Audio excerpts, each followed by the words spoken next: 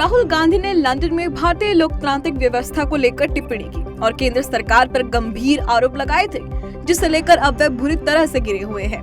BJP नेता और केंद्रीय मंत्री अनुराग ठाकुर ने आज प्रेस कॉन्फ्रेंस कर कहा कि लोकसभा में कांग्रेस सांसद की उपस्थिति सांसदों की औसत उपस्थिति से भी कम है और वे विदेशों में जाकर कहते हैं कि उन्हें बोलने नहीं दिया जाता। ये देश का अपमान है, उन्हें संसद में आकर माफी मांगनी चाहिए।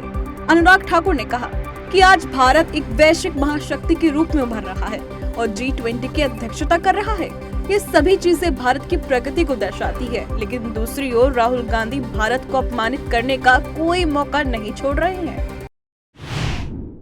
कलकत्ता हाईकोर्ट के डिवीजन बेंच में उप कुलपति नियुक्ति मामले में ममता बनर्जी सरकार को करारा झटका लगा है। प्रधान न्यायाधीश की खंडपीठ ने कहा कि राज्य को उप कुलपतियों का कार्यकाल समाप्त होने के बाद फिर से नियुक्त करने का कोई अधिकार नहीं है और कोर्ट में प्रदेश के करीब 29 उप कुलपतियों के पद निरस्त किए। बता दें कि राज्य के करीब 25 विश्वविद्यालयों के उप कुलपतियों की नियुक्ति में यूजीसी की गाइडलाइन का पालन नहीं किया गया। Nationalist professors and researchers association इस मांग को उठाते हुए हाईकोर्ट में जनहित याचिका दायर की थी और इस पर अब अदालत ने फैसला सुनाया है। उत्तर प्रदेश में शिक्षक भर्ती मामले में लखनऊ हाईकोर्ट का फैसला आया है, जिसमें हाईकोर्ट ने यूपी सरकार द्वारा जारी चयन सूची को रद्द कर दिया है। कोर्ट ने इसके साथ ही भर्ती परीक्षा के क्रम में आरक्षित वर्ग के अतिरिक्त 6,800 अभ्यर्थियों की 5 जनवरी 2022 को जारी हुई चयन सूची को भी खारिज कर दिया। अदालत ने सरकार को आदेश दिया है कि वह वर्ष 2019 में हुई सहायक शिक्षक भर्ती परीक्षा के बाद 1 जून 2022 को जारी चयन सूची की अगले 3 महीने के अंदर समीक्षा करके समुचित आरक्षण तय करे। कोर्ट का कहना है कि आरक्षण तय करने में नियमों का पालन नहीं हुआ है। बता दें कि याचिकाकर्ताओं ने 69,000 शिक्षकों की नियुक्ति में राज्य के अधिकारियों द्वारा प्रदान किए गए आरक्षण की शुद्धता और 6,800 शिक्षकों की नियुक्ति की वैधता को चुनौती दी थी। भारत की बेटियां आज हर क्षेत्र में अपना परचम लहरा रही हैं।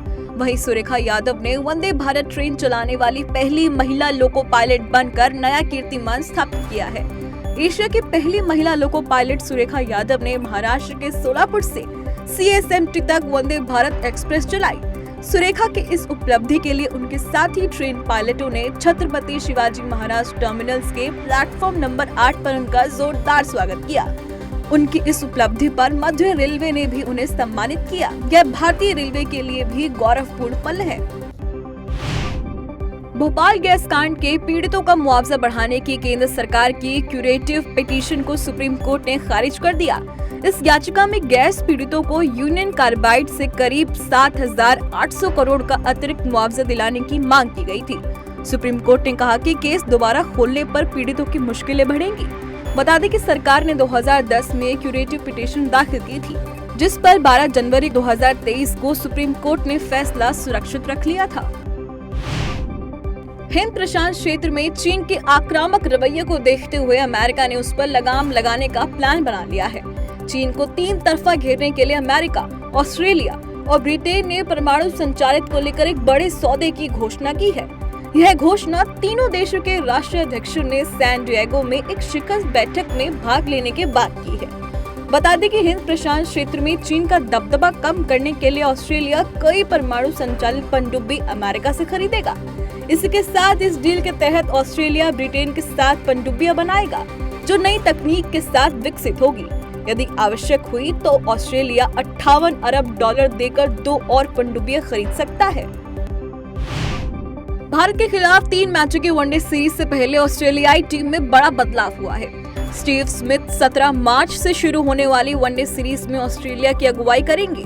नियमित कप्तान पैट कमिंस घर पर ही रहेंगे, क्योंकि पिछले सप्ताह उनकी मां मारिया का निधन हुआ था। वहीं सलामी बल्लेबाज डेविड वार्नर और ऑलराउंडर एशन एगर की टीम में वापसी हुई है। ये दोनों खिलाड़ी टेस्ट टीम का हिस्सा थे, लेकिन बाद में अलग अलग वजहों से ऑस्ट्रेलियाई टीम से बाहर हो गए थे। बता दें कि भारत और ऑस्ट्रेलिया के बीच दिल्ली में खेले गए दूसरे टेस्ट के बाद पैट कमिंस घर लौट गए थे। फिर स्मिथ ने तीसरे टेस्ट में कमान संभाली थी।